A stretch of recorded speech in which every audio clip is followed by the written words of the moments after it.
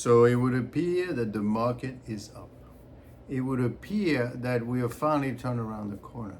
It would appear that all our problems are behind us. Why? Haven't you heard about retail sales? Retail sales are up. Some of the numbers that are coming out from the S&P 500 are looking pretty good. We're looking at Walmart, we're looking at Home Depot, pretty good numbers overall. We're back to the races. In fact, we have erased all of the loss from Monday. Remember Monday, 1,000 points? It's all gone. Why? Because now the story is that we really don't have a recession, well, at least we're just slowing down. In fact, it's a great story because we still expect the Fed to lower interest rates because inflation is also tame when you look at the numbers, inflation numbers. So it's the best of both worlds. We're having earnings growth. We don't have a recession. We have some slowdown. And at the same time, it would appear that inflation is under control with a very tamed CPI. Therefore, the market is having a great time. It is all forgotten, and we are back to the races. I'm not going to say, I told you so, right? That's not what you need to worry about. What you need to worry about is not so much what the Fed is going to do. The Fed is going to lower the rates. Always remember, you need to worry for which you do not see. You need to worry for which you do not protect yourself against. But then again, if you don't know what's going to happen, how could you protect yourself? And that's what's happening right now. Nothing to be negative about. Nothing at all. Remember, this channel is about one thing and one thing only, is to educate you. I am here to make sure you know what's going on. I am here to make sure you know which story is being told in the market. Remember the story about we're going to do the rotation trade? What about the rotation trade? Well, let's take a look at our portfolio. Right now, our portfolio today went up 3.46%. It was a great day. 3.46%. And what did the markets do? The S&P was at 1.6%. So our portfolio, believe it or not, is beating the S&P, is beating the Dow. Okay. What I want to point out to you is take a look at the Russell 2000. Right? Take a look at the Russell 2000 and you will see 2.45% growth, while the S&P is at 1.61%. Maybe there is something to be said about the rotation trade after all. Right? I mean, Russell is beating the S&P. What can be said in addition to that is our portfolio right now is doing very well. Why do we have a 3.5% gain? Well, people, let me tell you. Look what's happening to our Tesla position.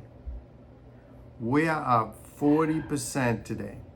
We are up 40% on Tesla November 2024 call.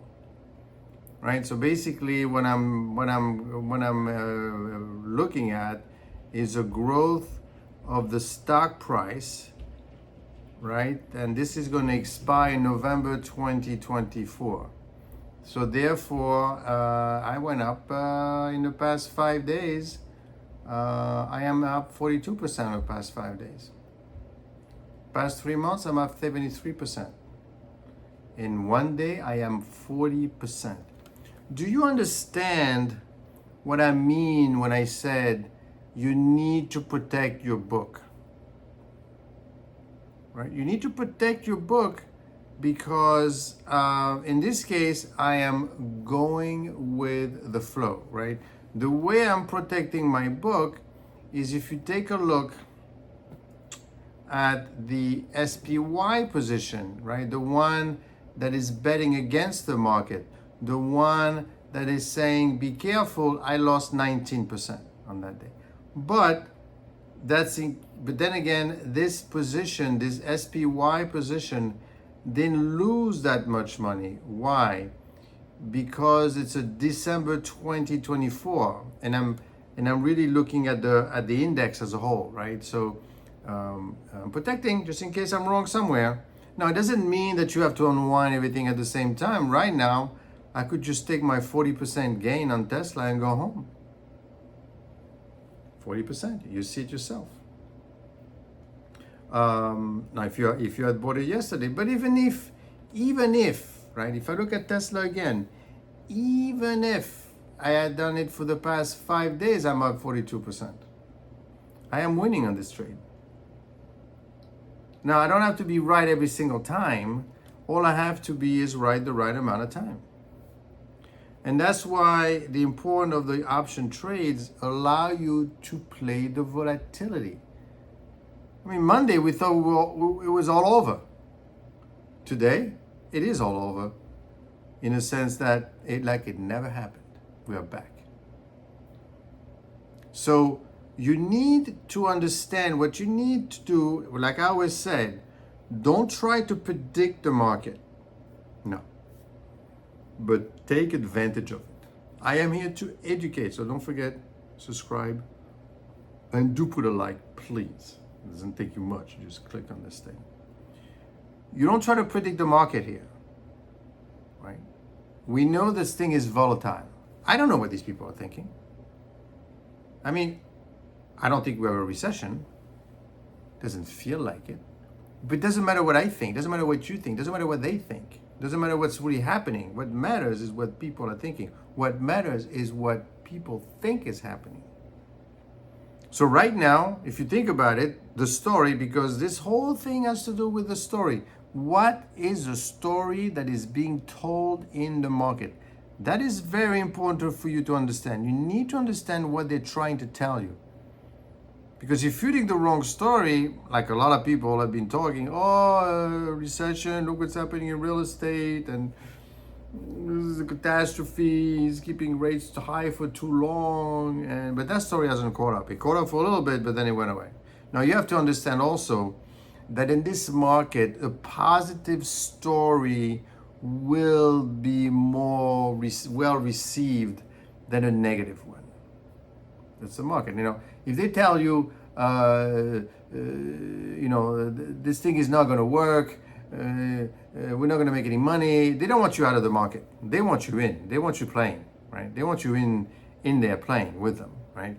Because if you're in, you're paying fees, you're watching, you're buying their portfolio, you're making them rich. You know what I mean? So it's easier to keep you involved. It's easier to keep you in the game by telling you everything is going to be fine. You hear anybody talking about 35 trillion of debt, right? You don't hear about that. Nobody wants to talk about that, because if we talk about it, we don't really care, because I'm not paying for it. Now, I know you're not paying for it, but someone has to buy that bond to refinance about $1 trillion. $1 trillion of interest every year, right? So now this, obviously, you need to be aware of it, and you need to remember, you need to know what's going on. You need to be aware of it so that you need to protect your portfolio against this thing. I don't know when it's coming. I know it's out there. Like, it's like COVID, right? You knew that at some point, if you were Bill Gates, a bunch of other smart people that were involved in this particular world, and I'm from the credit world, quite frankly, and the rate world and the risk world, right? So I know these things. If you were like Bill Gates and you were saying, we might have a situation with some sort of a virus at some point. What? Exactly. So at some point in the future, we're gonna have to deal with this rate business. I don't know when, but then so you need to protect your book for the future just in case this thing hits. And the way it's going to hit is very simple. And we had some inkling because they were not able to place all that debt, that auction, to refinance the debt. They were not able to do that. So at some point they're gonna say, that's it, we're not giving you any more money. Well, if you're not giving me more money, then I can't pay your retirement. I can't fund this war. I can't do lots of different things. And then for me to do it, I'm gonna have to raise your taxes or I'm not spending the money. And that's gonna be a problem, right? And we don't want that. So you just never forget that, because don't forget, it doesn't have to happen the day it happens, right? The way it's going to work is that, again, is the story is going to develop, the perception that we're going to have if the market believes, it doesn't matter if it's going to happen or not, if the market believes that we're not going to be able to pay the debt, it's going to impact us and the market is going to collapse. If we believe there's a recession, then, but right now we don't believe. Right now it's great. Right now what's happening, you need to be long, obviously. Right now they think that the Fed is going to lower the rates. They have to, because the market is actually, the inflation is under control based on the numbers that he's looking at.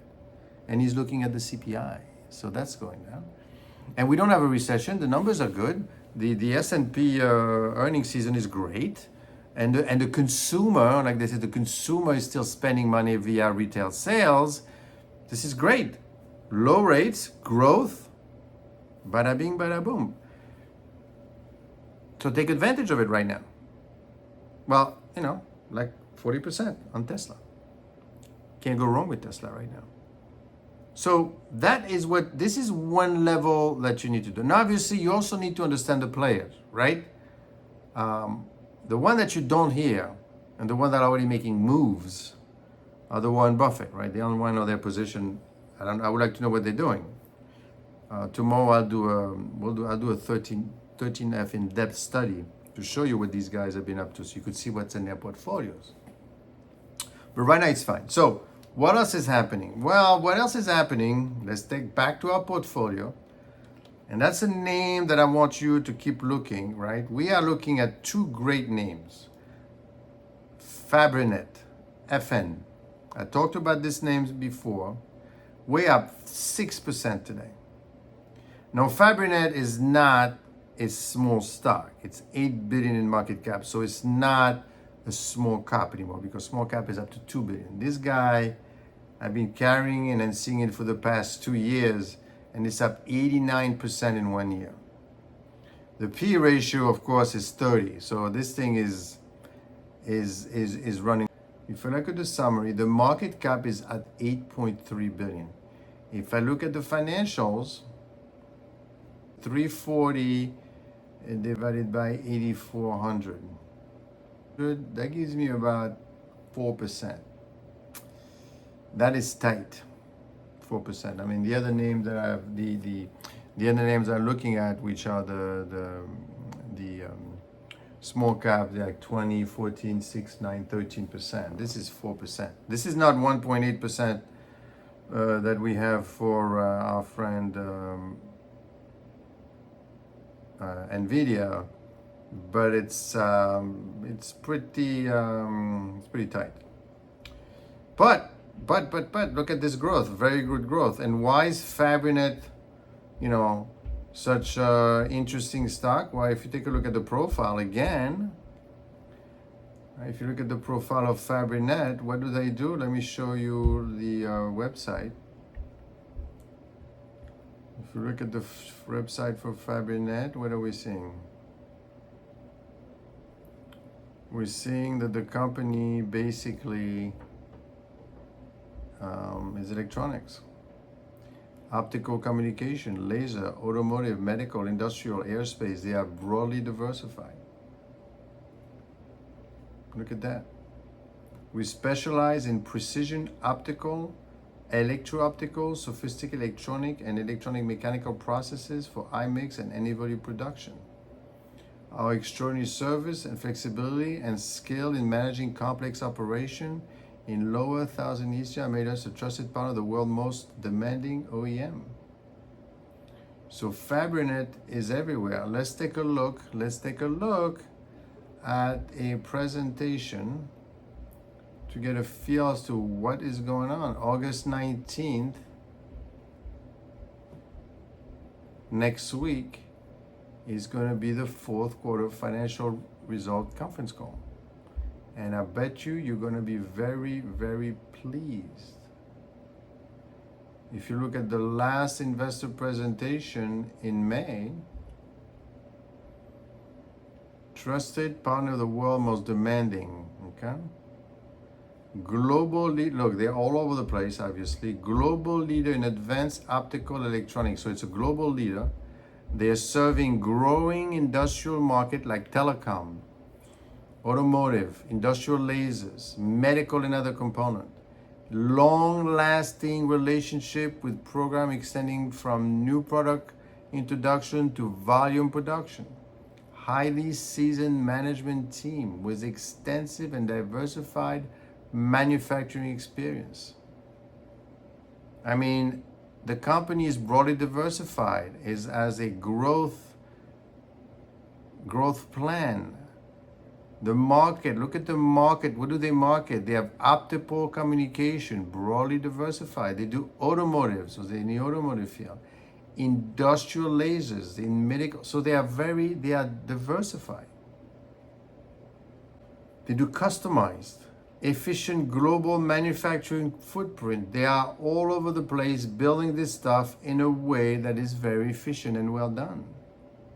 Large and growing addressable market, differentiated business model with low-cost structure, strong relationships, demonstrated track records. Look at the growth of the revenues. Look at the optical, the non-optical. I mean, this company is firing on all cylinders. And that's why today is up 5.8%. Plus is an expectation of what they think the market is going to do. That is fantastic. Next one that's up quite a bit is Tesla, up 6.3%. Again, Tesla. Now, of course, you're going to say, well, what about the little guy? What about the little guy? What about the, let's take a look at my portfolio. Let's take a look at my small caps. Well, the small caps, again, remember POWL, Powell, with 9% valuation, which is pretty low. I mean, it's low, meaning that it's a little more value than the rest of them, but today, again, they went up 6.59%, 3.6. So my portfolio of small stock is up 2.5%. I am beating the S&P 500 again. Because when we say, oh, we need to get it, we need to invest in small caps, but be careful, the Russell, they call it zombie companies. We don't want to invest in the zombie companies. I don't want zombie companies either. Why would I want that? But small cap doesn't mean zombie. Small caps is the stuff that I'm showing you now. Small caps that I have is up 2.5%, my small cap portfolio, versus the S&P, which is at 1.6. In fact, my portfolio mimics the Russell 2000. Why? Well, because the name that I've selected, they might be small in terms of market cap, but they do have strong growth. They do have a bit of low debt, and they are in an interesting market, and they're growing. And the P ratio is pretty low because no one has paid attention to them. Again, the big story today is, do we have a rotation in small caps? Is there a rotation? Because there's all these words, rotation trade, the Trump trades. Now they have the Harris hedge. These are all stories that they tell you. These are all stories that they tell you to put you to sleep like children. The market is very smart. You want to know what the other guys are doing.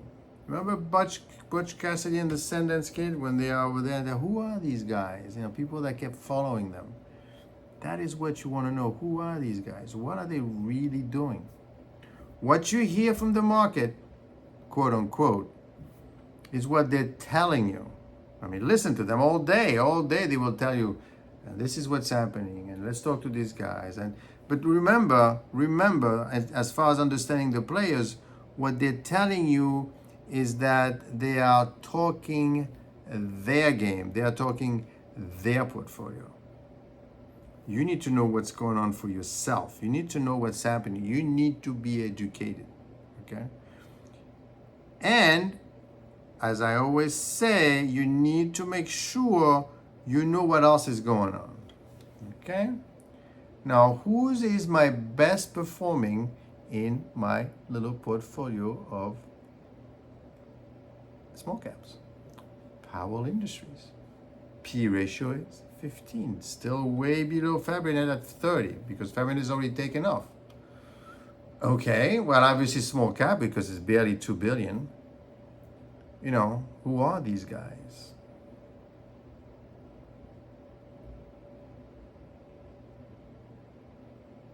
That's who they are.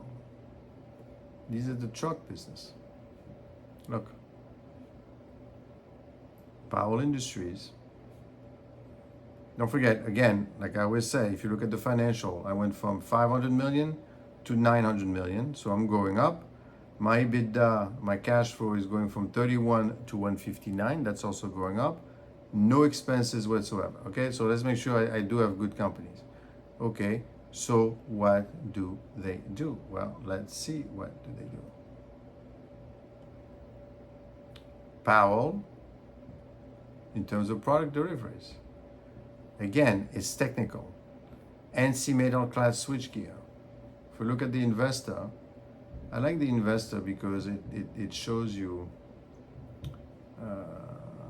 in the presentation, you know, what they look like, what they do. Look at the presentation from July. All right, look. Houston, 1947. Look at that. A USA mostly, Canada, so it's mostly US company. Solution provider for complex electrical applications, so they are diversified.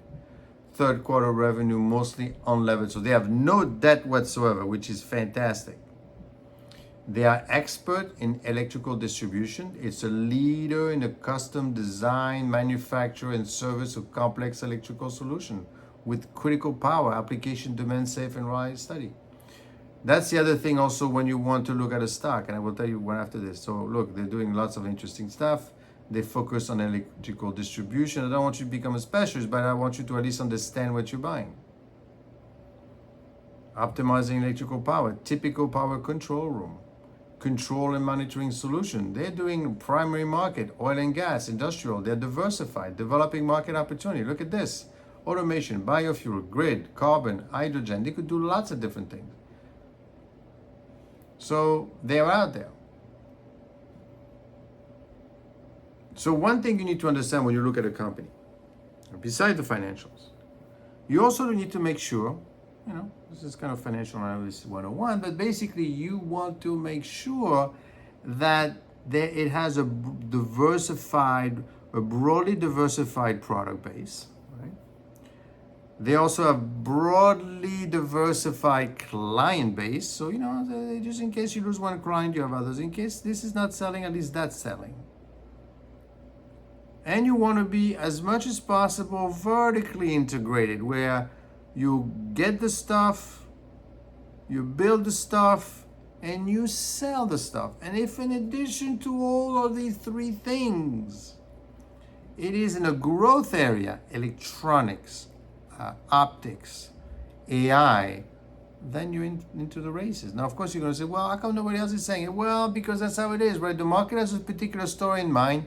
It plays a story, and then enough it wants to play, it takes another story. Remember, you need to buy when everybody is selling, or at least you need to buy when everybody is looking. Otherwise, it's too late. You don't want to be the one that buying the stock from what's our friend Warren Buffett, when he sold all of his position in BOV and in Apple, you don't want to be the one buying that. You want to be the one selling. You want to be the one ahead. You want to be the one to understand. You want to be the one that knows. And how do you know? You have to think. You have to look. You have to decide. You have to look around. You have to make up your own mind. Remember, at the end of the day, whatever you do, this is not a stock recommendation as much as it is telling you a story, more of an entertainment purposes, quite frankly. But it doesn't preclude you from making any money. But at the end of the day, you need to make up your damn mind. You have to make sure you know what it is that you're buying. You have to make sure you know what you get yourself into. Why? Well, because Warren Buffett, again, the guy basically says that I'm only buying what I understand. Well, portfolio managers will tend to tell you, no. You want to diversify. You want to buy as many stocks as possible to protect your risk. And he's saying, well, I'm going to be buying something I don't understand. That doesn't make any sense. And don't forget, the more stocks you have, obviously when I say, oh, I'm beating the S&P, I look so smart. Well, I only have 8 stocks, right? Because one thing you need to realize also, if you look at my portfolio, and I wish everybody would be more honest, if I look at my portfolio, and it's good because it does tell you my risk, is a bit high, my risk profile, quite frankly. Why? Well, because these are high PE stocks.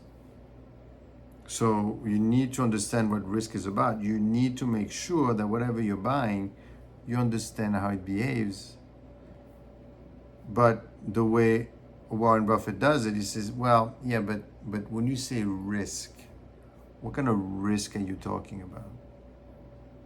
You're talking about the credit risk or the market risk? Warren Buffett doesn't care about the market risk, because when we say risk, unfortunately, everybody looks at the beta, and the beta measures the market risk, the way the price moves. He doesn't worry about it because he's a buy and hold kind of guy. He just wants to make sure he knows what he's buying.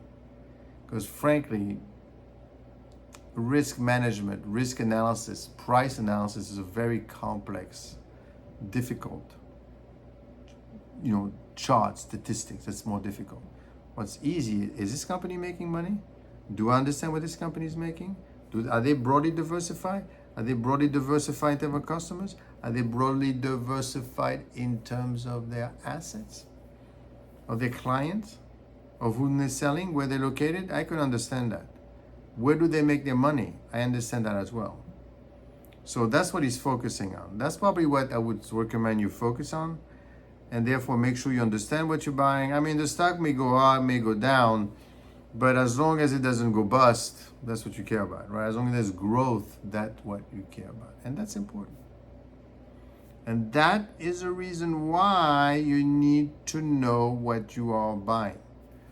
It's not an easy thing to do. As you could see, we got a bunch of different stocks here, a bunch of different situations, a bunch of different aspects of the same thing. So make sure you understand it. So overall, we're doing great. Stocks are up. We know where we're buying. The stories that's developing is going our end. Let's keep it going.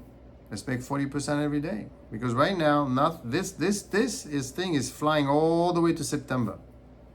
Unless that thing that we don't know, that thing that's going to hit us, that black swan, remember, the black swan, that's what you have to worry about. But if you don't know it, how are you going to protect against it? Make sure you always have a little option on the side, way down there, just in case you miss completely. But right now, this market is going all the way to September. Now be careful, because in September, a new story will develop. And it might be, well, how low are they going to lower the rates? Are they going to bring it down to 50?